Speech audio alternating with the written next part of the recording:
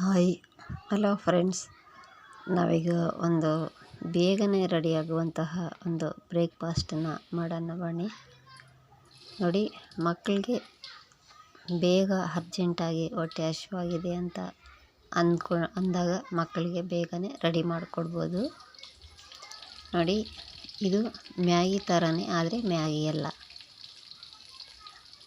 ನೋಡಿ, ಒಗ್ಗರಣೆಗೆ ಹಾಕ್ಕೊಂಡು ಸಾಸಿವೆ ಜೀರಿಗೆಯನ್ನು ಹಾಕ್ಕೊಂಬಿಟ್ಟು ಕ್ಯಾರೆಟು ಬೀನ್ಸು ಎಲ್ಲನೂ ಹಚ್ಕೊಂಬಿಟ್ಟು ಒಗ್ಗರಣೆಗೆ ಹಾಕ್ಕೊತಾ ಇದ್ದೀನಿ.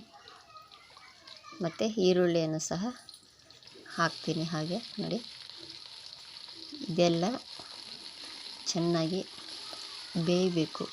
ಒಗ್ಗರಣೆಯಲ್ಲಿ ಚೆನ್ನಾಗಿ ಬೇಯಬೇಕು.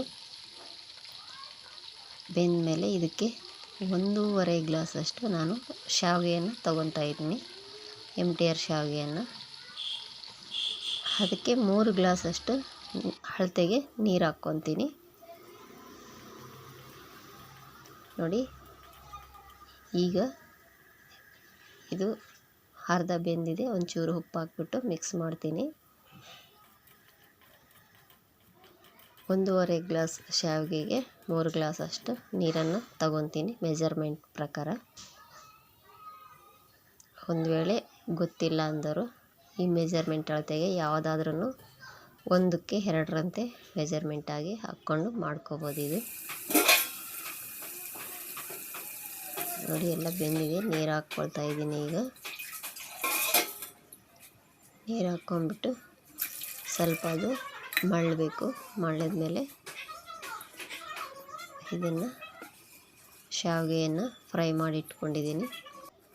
ಆ ಶಾವಿಗೆಯನ್ನು ಇದರಲ್ಲಿ ಹಾಕ್ಕೊಂಡು ಕಲಿಸ್ಕೊಂಡ್ರೆ ಮೀಡಿಯಮ್ ಫ್ಲೇಮಲ್ಲಿ ನೋಡಿ, ನೀರದು ಮಳ್ಳಿದೆ. ಈಗ ಶಾವಿಗೆಯನ್ನು ಹಾಕ್ಕೊಂಬಿಟ್ಟು ಮಿಕ್ಸ್ ಮಾಡ್ಕೊಂಡಿದ್ದೀನಿ.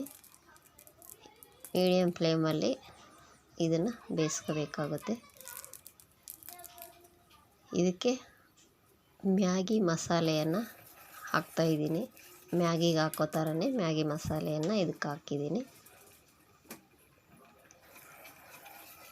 ಹಾಕಿ ಇದನ್ನು ಬೇಯಿಸ್ಕೊಂಡು ಮೀಡಿಯಮ್ ಫ್ಲೇಮಲ್ಲಿ 1-2 ನಿಮಿಷ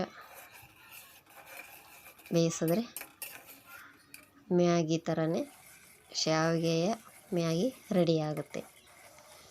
ಮಕ್ಕಳಿಗೆ ತಿನ್ನೋಕ್ಕೂ ಟೇಸ್ಟಿಯಾಗಿರುತ್ತೆ, ತುಂಬ ಚೆನ್ನಾಗಿ ಆಗುತ್ತೆ. ನೀವೊಮ್ಮೆ ಟ್ರೈ ಮಾಡಿ ನೋಡಿ. ಇಷ್ಟ ಆದರೆ ಶೇರ್ ಮಾಡಿ, ಲೈಕ್ ಮಾಡಿ, ತಪ್ಪದೇ ಸಬ್ಸ್ಕ್ರೈಬ್ ಮಾಡಿ. Thank you.